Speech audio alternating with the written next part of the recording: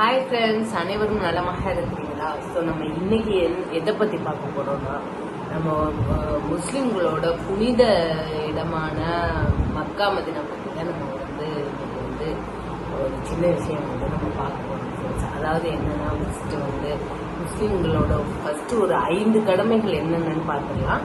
First களிமா, இரண்டாவது தொழுகை, அப்புறம் நோன்பு, அப்புறம் 4வது ஜக்காத்து, அதுக்கப்புறம் குத்துவனம் ஹஜ்ஜு அவங்க கண்டிப்பா அவங்க செய்தே ஆகணும்ன்ற ஒரு கட்டாயம் இல்லை. பட் அவங்களுக்கு வசதி வாய்ப்புகள் இருந்து அவங்க கையில நிறைய இது இருந்தா நம்ம வாழ்க்கையில ஒரு வாட்டியாவது நம்ம கண்டிப்பா போயிட்டு அந்த புனித யாத்திரையை நம்ம முடிச்சுட்டு வரணும் அப்படின்றதுதான் ஒரு கடமையா இருக்கு.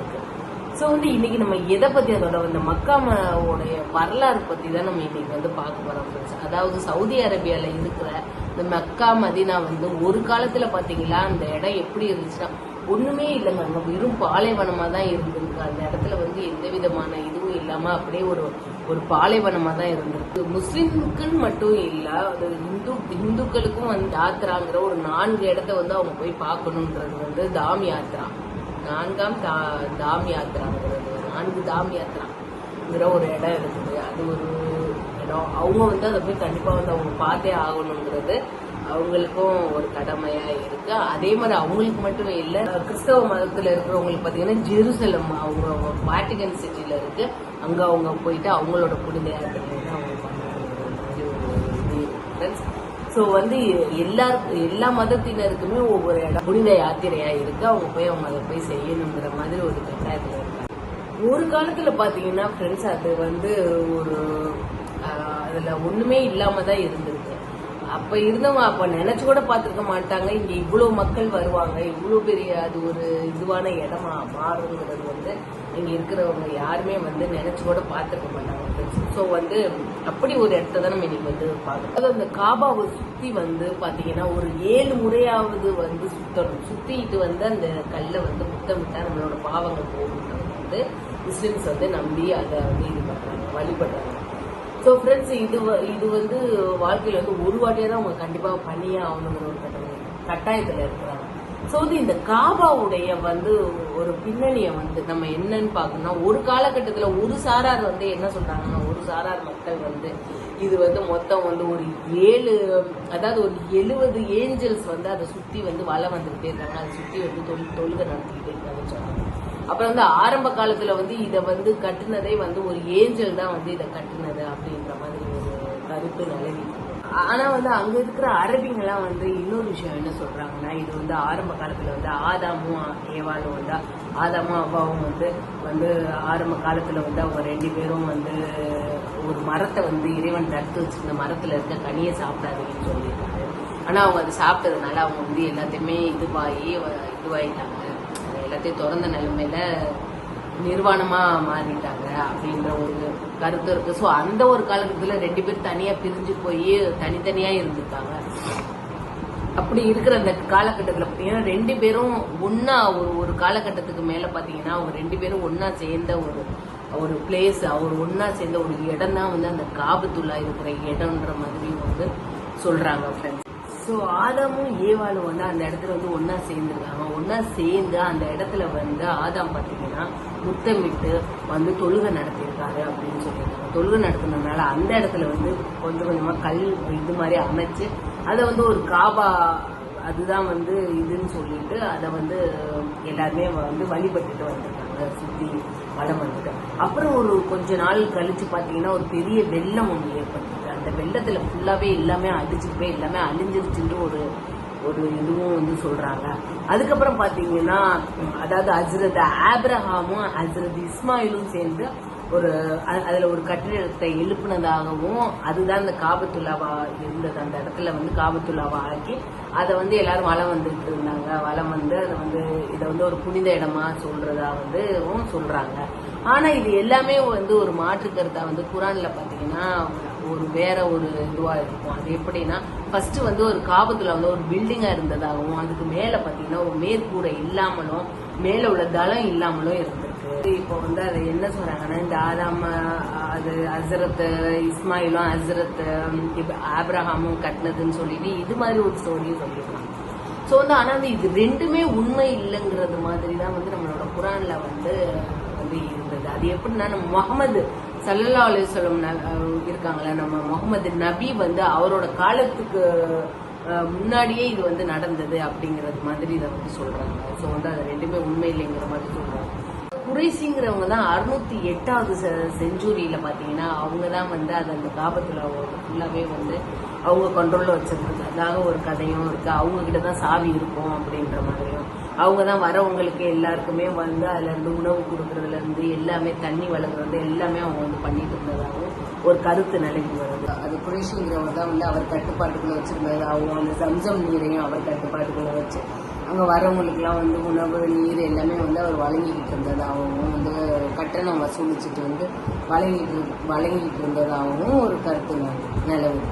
ஸோ அதுக்கப்புறம் பார்த்தீங்கன்னா நம்ம முகமது நபி வந்து ஒரு கட்டத்தில் வந்து பார்த்தீங்கன்னா 620வது செஞ்சுரியில பார்த்தீங்கன்னா நம்ம முகமது நபி வந்து அதில் வந்து வந்திருக்காரு.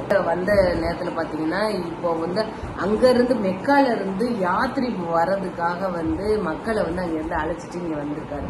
ஸோ அதுக்கப்புறம் தான் இது வந்து மதீனாவா வந்து மாறி இருக்குன்னு சொல்றாங்க. ஸோ வந்து அதுக்கப்புறம் பார்த்தீங்கன்னா செஞ்சுரி 628ல இருந்து 630 வரைக்கும் பார்த்தீங்கன்னா அந்த இடப்பட்ட 2 வருஷத்துல பார்த்தீங்கன்னா ஃபுல்லாவே வந்து மக்கள் வருகை வந்து ரொம்ப அதிகமாயிட்டே இருந்திருக்கு. நம்ம நபி வருகைக்கு அப்புறமா வந்து வருகை வந்து மக்களோட வருகை பல நாடுகள்ல இருந்து பல ஊர்கள்ல இருந்து மக்கள் வருகை வந்து அதிகரிச்சுக்கிட்டே இருந்திருக்கு. முகமது நபியோட வருகைக்கு அப்புறம் தான் வந்து நிறையவே வந்து மக்கள் அங்க வந்து வர தொடங்கியிருக்காங்க. அவருக்கு வந்து இறைவனிடத்துல இருந்து வந்து செய்தி மூலியமா அவர் வந்து இஸ்லாத்தை வந்து அப்பதான் வந்து நிறைய பரப்பி கொண்டு எல்லா இடத்துலயும் வந்து அவர் வந்து பிரச்சாரம் செய்து கொண்டு எல்லார்கிட்டையும் வந்து வர வச்சிருக்காரு. அங்க வந்து பேசி அந்த மக்கள்களை வந்து அங்க ஒன்று திரட்டிருக்காரு. ஸோ அவரோட இறப்புக்கு முன்னாடி 632ல ஒரு வாட்டி கடைசியா வந்து 632வது செஞ்சுரியில வந்து அவர் வந்து ஒரு கடைசியா வந்து ஒரு ஹஜ் பண்ணியிருக்காரு. நம்ம முகமது நபி ஸல்லல்லாஹு அலைஹி வஸல்லம் அவர்கள் வந்து பண்ணியிருக்காங்க. அதுக்கப்புறம் பார்த்தீங்கன்னா முகமது நபி இறப்புக்கு அப்புறமும் வந்து அங்கே வந்து மக்கள் வந்து சாரியா வந்துட்டு தான் இருந்திருக்காங்க. வழிபாட்டு தலத்துக்கு வந்த வண்ணமாவே இருக்கிறது வந்து அங்கே வந்து ஒரு மிகப்பெரிய வந்து ஒரு மாற்றத்தை உருவாக்கியிருக்கு. அது மட்டும் இல்லாமல் செஞ்சுரி 644ல இருந்து 654 வரைக்கும் கலிஃபா உமருங்கிறவர் தான் வந்து அங்கே வந்து ஆட்சி பண்ணிட்டு இருக்காரு. ஸோ அவரோட கண்ட்ரோல்ல தான் அது வந்து போயிட்டு இருந்திருக்கு.